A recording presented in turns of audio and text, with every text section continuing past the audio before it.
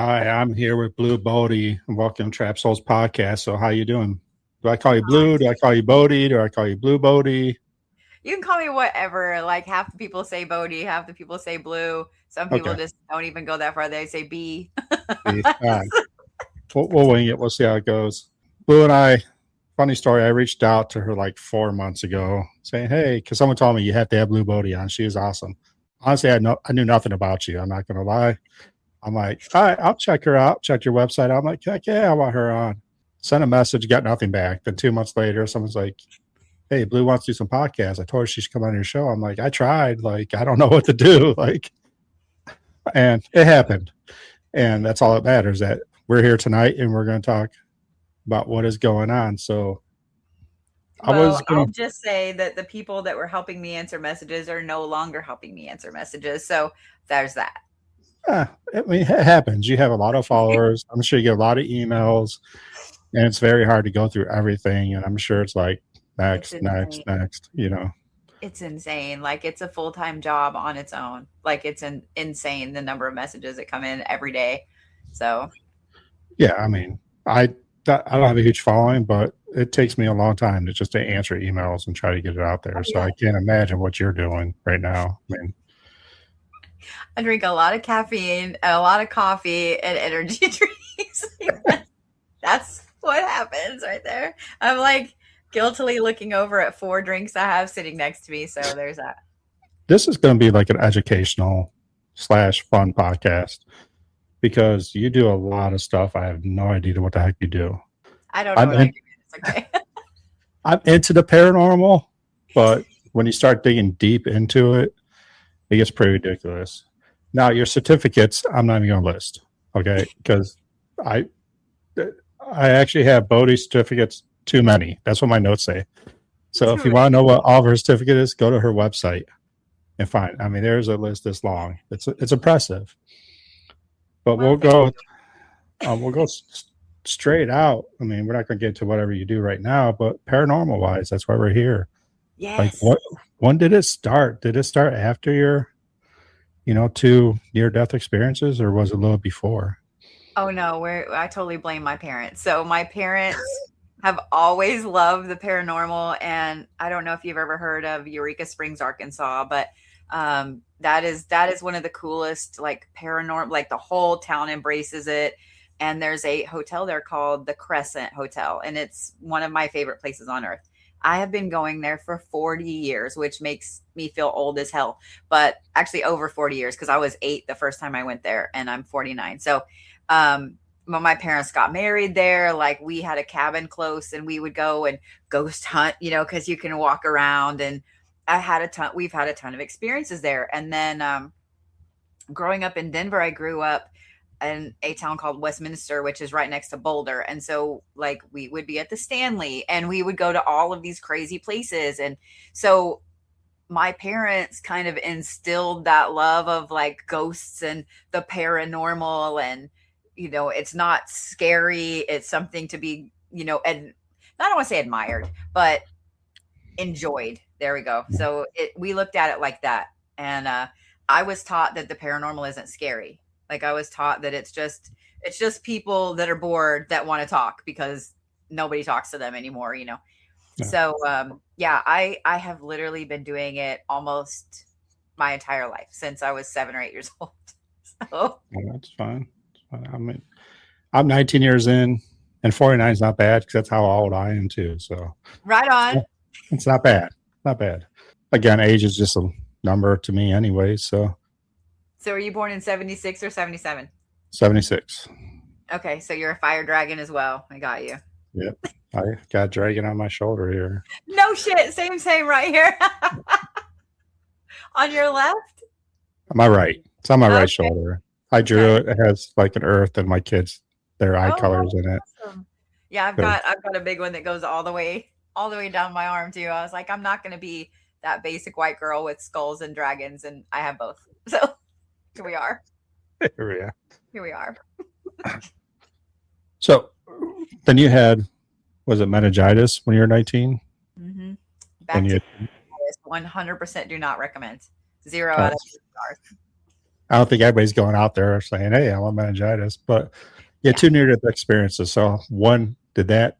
I mean, from what I'm reading on your history, like that enhanced everything. Hmm.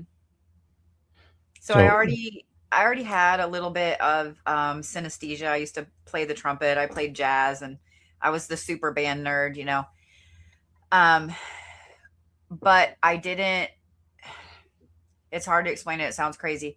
I didn't know that that was something that not everybody does or can do until 2020.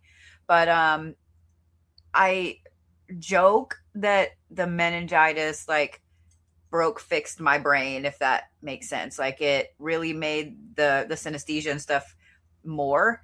But with the other stuff, as far as feeling completely insane, you know, like hearing voices and the things you don't tell anybody, and you know, seeing shadows and seeing things like that, that really hit after because I was in a medical coma for about a week. And so when they pulled me out of that, um, I had a lot of night terrors because I didn't, you know, at 18 years old, you know, like 19 years old, I don't want to go to sleep. And that was a weird feeling for me because I've never been afraid of the dark. And now I'm like, look, bitch, I see you over there in the corner. Like, I don't know what you're doing in here, but, and I mean, you're my age. So I'm sure, you know, when you were a kid, if you see that stuff, you have an overactive imagination, or, yeah, oh, you were watching scary movies. Like it got dismissed. My parents didn't dismiss it, thankfully, but, um, you know, it definitely was something you didn't talk about with everybody because you don't want to be the crazy girl that, you know, don't talk to her. She's crazy. She hears voices, you know. So did you yeah. did you talk more about it after then? No, I actually, the only people that I would talk to about it would be like my mom, my grandparents, um, you know, my dad, my mom, my grandparents, my sister, my best friend, like just a very, very small group of people. And I didn't really start talking about it until like 2012, 2011, 2012. It's so funny. I started talking about it because I got involved with groups on Reddit of all places about near death experiences because I was basically told by the neurologists, the original neurologist I had, that I mean he saved my life. Like he threw everything he could at it. They had no idea what type of bacteria it was. They just everything they could give me they did. And he retired about a month and a half after they pulled me out of the coma. And he wanted to hear about my experience and wanted to talk about it and was fascinated with it. And, you know, we had some, I felt for the first time like that was somebody that believed me about what I experienced. The next neurologist, however, just told me it was a coma dream, you know, and basically called me a liar. So I just didn't tell anybody. I just didn't tell anybody else. Very few people. And then I was researching for a book I was writing about heaven and you know, purgatory and death and so on. And I came across one single weird, just random line Reddit post. And I was like, holy shit. And so I fell down this hole. I sat up for probably 6 hours straight one night, just crying my eyes out because I'm reading all these other things in this post where there's a researcher at Oxford that was doing a study, and I'm looking at all these people that had experiences and a whole category of people that literally mirrored what happened. And so suddenly I'm like, oh my God, I'm not crazy. Like I'm not bonkers, you know? And after that, I really started doing a lot of work and getting into workshops and so on. And I started finding that the people that had very intense experiences, and the only way I can explain it are like with color, that saw either, you know, the bubble of color or very bright colors, they have their gifts have gone like this, like through the roof. So either mediumship or one of their clairs is off the charts, and a lot of them have problems being around people for very long and things like that. And that's when I really, really started kind of doing this hardcore all the way, because in Oklahoma, if my dad is native, like they're native. I am super Irish, like I glow in the dark, right? Yeah. But I was raised doing those things. So it was okay to do, you know, to clear spirits out of a house, to, you know, welcome grandma and grandpa back in, or whatever it was. If you were doing it in that sense, but you didn't talk about it, and so everybody thought I was weird until they needed something, and so then in 2012, 2013, that's when I was like, no, I'm not going to keep this quiet anymore, and I'm really going to start talking about it and writing about it, and being open, and helping people with it, and I'm glad I did. Yeah. You can go either way with that. And I always Yeah. tell everybody that, like paranormal, you can go like you see stuff, I'm not going to believe it. Talk about like mediums and Mhm. opening yourself up. Do you think that the meningitis had something that triggered something, or is it a near, death experience that you said you live once, F it, and you open yourself up more? Because there's so many mediums out there that are scared to open themselves up. You know, which Yeah. one do you think it is, or is it a little bit of both? You know, when we when we moved back to Oklahoma, because I was born here, moved to Colorado. When we moved back here, we bought a house. My parents bought a house that had someone was killed in the house. Um, and we would see a man that would walk from the bathroom to the one of the bedrooms in the hallway and back, just that. Like, he never would interact, and sometimes the water would come on in the bathroom, and at first, we actively would try to be like, oh my god, there's a man in the hallway, and but it was just residual. That's all it Mm. was back and forth like that, but it was never scary. But and I've had a lot of other experiences where I've actively seen something with my whole face, Yeah. but I know that I never saw shadows before that experience. I know that I never heard voices. I would have gut feelings, I would have dreams, but never full on someone like, oh my god, don't do that, or hey, you need to tell them, this or this.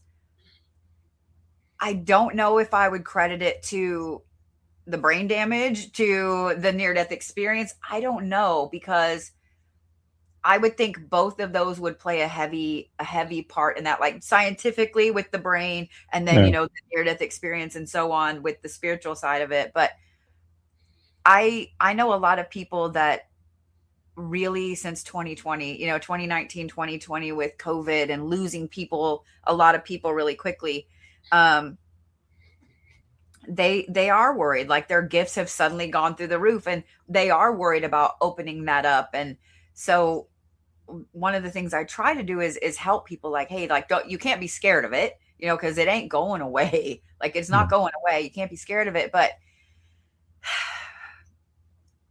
I think everybody has their own gift and ability that's in there. And a lot of people shut it off as a kid. And so when you shut it off as a kid because of an experience, it's much harder to open up when you get older, unless you don't have a choice. If that Right. if that makes sense. No. Like meningitis. No, I mean, it always interests me. I've had a few mediums on the show, and you know what they talked about when they were younger is how to control it. Hmm. How to pretty much sleep at night. People Yeah. are just yapping in your ear the whole time, and I think that's the biggest thing. And there's people out there like you now who do classes to help teach that, because it's a big part. I mean, open yourself up. Like you said, a lot of people have that ability. Is how much do you want to open it? Right. And that ability can be low or it could be high. Um, I don't have an ability. My ability is doing podcasts, and that's it. It's sad, but that's it. No, I mean, I can look at pictures and Hmm. tell something bad's there. Yeah. Like, if it feels off there, that's about my extent of my ability. And I didn't have that before, but doing this for so long, I'm starting to open myself up a little more. But you got to be cautious of that too, Mhm. right? Yeah. I mean, have you ever opened yourself up too much? Yeah. Yeah. And one of the things about opening yourself up that I think some people don't understand is, I mean, A, you do have to be cautious with it, and B, you have to be well versed in how to protect yourself first. There, in 2014, that was a horrendous year for me. Like I lost my mom, almost lost my sister 2 months later. Like it was a horrendous year. And towards the end of that year, the house that we lived in, there was something that would walk up and down the hall. Like my kid was terrified of it. She wouldn't sleep. I slept with my door open, like things like that. And no matter what we did, it wouldn't, I couldn't get it to go away. Like I couldn't get it to go away. And with the meningitis came, a healthy dose of temporal lobe epilepsy. And so I learned to astral travel really, really at 20 years old, really. And you get cocky, when you're younger, you get cocky and you're like, oh, I could do this. I could go out here. I'm invincible, and then you get a sleep paralysis friend, and so I don't know where the hell I picked it up. I don't know what I did. I don't know. I always tell people the astral is like a really screwed up version of Monsters Inc. Like they can sniff you out and they're like, "Oop, that one's here all the time. Let me follow that one back." But I had one that every Saturday night, like clockwork, would hit me the same time to the point that I got terrified to go to sleep. And it took me almost 3 years to clean that thing Wow. off of me, to get it off of me. But dealing with that and dealing with I'm not going to say man because it really wasn't the entity that was in our house. Um, it you can 100% open yourself up too much like that. Those two things taught me protections in a way that is hardcore. What I preach to people, like you can't, I wear certain pieces of jewelry. I have specific tattoos, in specific areas on my body. And I'm real careful with the shoes I wear somewhere, like all the things that I do. And I'm constantly adding to that because as people open up in the paranormal and more locations come open and you can do this and go here and so on. Um, I've learned that maybe it's not cool to run headfirst into places, and I used to have no fear with it. And now it's not that I have fear, it's that I'm very cautious. So Yeah. I'll have friends that are like, oh, we're going to go here and here. And I'm like, nope, I don't want to go. And so they know if I say I don't want to go, then they go, Well, maybe we shouldn't go. yeah, that's exactly, they're like, should I go? And I'm like, I mean, that's you, but like, I ain't going, or I'm not going in that room or whatever. And so, yeah, they're like, well, I mean, if you're not going to go, like, Yeah. we'll wait out here with you. And I'm like, so yeah. You just had me thinking real quick though, is because someone always told me, I've had a couple mediums tell me I had an attachment. And I'm not a big believer in psychics, mediums. I am now. But when I first started this journey of paranormal, I was like, yeah, whatever. But they said the same thing and they didn't know of an attachment. Do you think a spirit can like come to you since you're a strong medium and say, hey, I will help you on this journey? 100%. And I tell people everybody has attachments. Everybody. At 49, I guarantee you've lost people that you care about, grandma, grandpa, parents, whatever. Those are technically attachments. If they come and visit you a lot, like that's the definition of an attachment. Like they help you, they guide you, dreams or whatever. So people, when you hear the word attachment, they go, oh God, that's got to be something bad. But it's not, it's the same way that people talk about like guardian angels, like technically that's an attachment, spirit guides, that's an attachment. And so I think that people misread attachments because I'm sure that in doing this, you've come across people that when you meet them in person or on live or something like that, you're like, ooh, like you can kind of feel it and you kind of have to step back a minute. That's technically an attachment, like a spirit guide or somebody that's like, I'm going to need you to back up over there till I know who you are. Some people have very strong protectors around them. And then some people straight up have really bad crap, attached to them. I've picked up hitchhikers at places and had to dump them out, and been like, okay, get to the car, like run, but, I make it funny because it's been some scary experiences, but like right now, I have a lot of weird oddities and things in my house. Like there's a gentleman right there in that heart named Manny. But I have some weird things and I'm always very respectful, but I somehow have this hitchhikers. I don't know what else to call him. Doesn't not bad, doesn't do anything except be funny, do some weird help. It actually helps me with shit. I'm like, okay. Um, but either at West Virginia State or at the property I bought. And I don't know where he came from. I've nicknamed him Jerry because I tease him that he's a chicken shit because he won't tell me his name. And I'm a big Rick and Morty fan. So I'm like, if you can't tell me your name, like I'm going to give you a really chicken name. And Jerry's the one. No offense to any Jerry listening. Okay. But he has 2 call signs. Like anytime I've got a spirit box going, no matter where I'm at, I have been in Arizona and he says, was it WNY, which is Western New York. But so that, and then I get the same thing. What would you do? Like all the time. And I'm like, hi, Jerry. It's enough that people on my live streams, when it pops up, they're like, oh my God, it's Jerry, So to me, that's an attachment. I have no idea where I picked him up. Yeah. Like he just is there. But I don't, at the same time, like I don't feel like anything needs to be cleared off. Right. So everybody has attachments. Everybody. And if you've been in the paranormal for a long time, it doesn't surprise me that you have somebody. It's probably somebody that either you connected with, you helped, or, maybe you had a medium with you or somebody with intense gifts. And that's the first time they got to talk to somebody in forever. Much like a little kid that's been ignored for a decade. They're like, oh my God, you saw me, you talked to me, Yeah. Unless you have some really bad shit going on, I wouldn't stress. I wouldn't No, stress about it.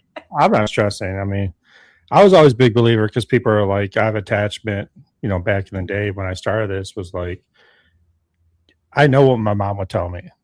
Like when I pray, I pray to God, but when I pray to like my mom, talk to my mom, not pray, but talk to her, I know exactly what she would tell me. I hear her voice. Is that just my imagination? Because I know what she would tell me.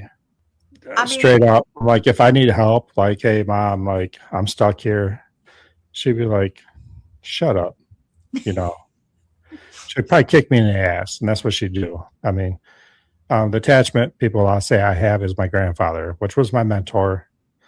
And I've talked to him since he passed away, like nonstop. Like that dude he was everything to me. And which I never told anybody. I'll tell it now because, I had a medium tell me that, she actually told me the name I gave him. Oh, and I love that. Then I was like, okay, maybe this shit's real, like, I'm like, she's like, there's 3 nicknames he went by. But you called him. And she told me, and I'm like, son of a bitch. Like, now I got to believe you, Then I was at another, Kathy Sparrow. I met her and she told me, she was like, and she told me the same thing. I'm like, son of a, God, I got to believe it now. I mean, I've always talked to him and he's always guided me through my life. If he's there or not, he's always guided me. And that's how my belief system works. So, but now I got to believe. I still don't believe in crystals, just letting you know. But attachments, a little more into it. I mean, I think those are amazing attachments. And really anybody that one of the things, I'll have to explain this first because it corresponds with what we're talking about. But one of the things during that second near-death experience, I'm a Capricorn. I have a lot of Capricorn placements. I am probably one of the most stubborn people that you're ever going to meet. If I want to do something, I'm going to do it. Like you're not going to talk me out of it. And so the second time, when I wasn't here anymore, I was standing at the edge of this garden and there was a being standing next to me. Had to been 8-9 foot tall, like humongous, right? Solid white on one side, solid black on the other. And no features, but just like light. But you could see the line, like it wasn't, they faded together, it was like black and white together. And I remember that I saw people looking at this fountain in the garden. And I was like, well, I want to look in the fountain, like, because I'm seeing people crying and laughing and they're all just so intent. And I'm like, well, I mean, I want to see what's in the fountain, And I remember I tried to move and it kind of got this, like you'd laugh at a little kid, when a little kid wants to do something, you're like, no, baby, you can't do that, and you kind of chuckle a little bit. So that made me more mad. I'm like, well, I'm going to do it. And I remember I moved my leg. I moved my right leg and halfway took a step. And there was like this shock, right? And so when it was like, when that being was like, oh shit, he put it was a he, and I don't know how to explain it. I know it's a he, put his hand on my shoulder. And when he did, was like all this crap just in my brain. And one of the things is that, and crazy or not, souls are created together in batches. And I always equate it to like like cars. Like you can use a VIN number to tell where a car was created, what day it was created, and the other cars in on that conveyor belt that day. So you might have 10 people that your souls are kind of all bundled up together and created. You might have 100, but we all have people that we rotate around every life, whether it's like, grandparent, grandkid relationship, mother, kid, twins, enemies. We all have that mortal enemy, and or whatever, but you rotate around them all the time. And so having a connection like that, when they pass away, they're still there. Like they're still there because they're always going to be attached to you until, you pass on, everybody in that group has passed on, and now you just go back in the tumbler, and here you guys go. So I would be willing to bet that he's probably going to be with you for the rest of your life. Like if he's been with you for a long time and he's always there and you talk to him, and the same with your mom. The fact that, because you asked me, like, do I think that that's just wishful thinking, that that's mom talking or whatever? No, I don't think so at all. My mom passed away in 2014. I've seen her maybe 3 times. That's it. Like in dreams, she doesn't talk to me. Usually it's just a visit. Now, every now and then when I'm really upset or I'm thinking real hard about something, my mom loved George Thorogood, and randomly Bad to the Bone will come on. And I'm always like, hi, Mom, because at her funeral, my sister handled all that stuff. And I insisted that one of the songs be that song with a bunch of pictures, because my mom never could take a picture without making a face. Like very, very rarely do we have a photo of her just smiling or whatever. Always had a face or like, something like that. And so it was a whole collage compilation of my mom's crazy faces with Bad to the Bone, and things like that. So I know that's her, but I don't hear her. I don't get advice. I don't like nothing. And sometimes I'm like, this is bullshit. Like other people getting advice from their moms, like, and you just left me out here, but my grandpa is always around me, always. And, my grandma for a lot too. And then I have a friend that passed away my senior year of high school from brain cancer. She's around a lot. My kid's named after her, like she's around a lot. But I don't think at all that it's wishful thinking. I think that if you're actively hearing her be like, look, you're being dumb, like get up or, go do this or whatever. I mean, you grew up with her, so you know her mannerisms. So that it's her. Like you know in here that it's her. And yeah. But a lot of us don't get that. So you shut up over there with your face. I mean, honestly, I don't care if it's her or not, because it's enough for me. Yeah. It's, I always talk about, why we do paranormal. I ask everybody that. Everybody's like, oh, the afterlife. And I'm like, no, it's about the memories, and that's what we hold on to. And when people pass, the person passing is not sad. Mm-hmm. All right. They're gone. The people that are still alive, that's what's hurtful. Yeah. So, I mean, my whole thing is keep their memories alive. So if that's her keeping memories alive, or is that just me keeping her memory alive? Honestly, that's good enough for me. I mean, I know she will tell me I'm get off your ass or whatever she wants to say, kick me in the ass. She was probably the biggest smart ass you ever met in your life. And that's saying a lot, because I've met a lot. And a lot of people say that's me too. I have to calm it down because I do a podcast. But one of these days when I get big enough, I'll go off and be myself. But I'll probably get banned from Facebook, but whatever. I mean, are you really anybody if you don't get banned from a social media site at least once? Like, really? I haven't yet. I've seen some of your videos. I've seen some of your videos. I'm surprised, but No, but I always believe she's I've there. got my live streams cut off a couple of times, but I mean, mainly because of hateful people. Like, yeah, yeah, I'm very that's what. creative with my insults.